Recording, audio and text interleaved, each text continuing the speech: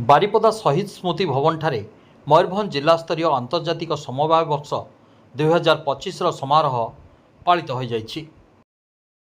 ଏହି କାର୍ଯ୍ୟକ୍ରମ ଆରମ୍ଭରେ ମୟୂରଭଞ୍ଜର ପ୍ରସିଦ୍ଧ ଛଉ ନୃତ୍ୟ ପରିବେଷଣ କରାଯାଇଥିଲା। ଏହି ଛଉ ନୃତ୍ୟ ମାଧ୍ୟମରେ କୃଷି ଏବଂ ଖରିଫ 2025-26 ଋତୁ ଧାନ କ୍ରୟ ନିମନ୍ତେ ଚାଷୀ ପଞ୍ଜୀକରଣର କୌଶଳ ପ୍ରଦର୍ଶନ କରାଯାଇଥିଲା।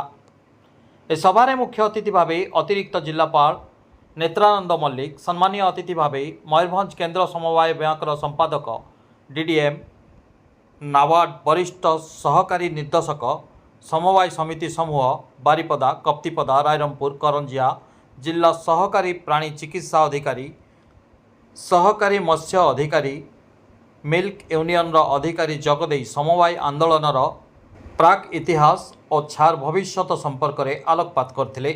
समारोह रे मयूरभंज खंड समवाय समिति समूहर उपनिबंधक अशोक कुमार पाणी पौरोहित्य करी कार्यक्रम आभिमुख्य संपर्क में सूचना देथिले।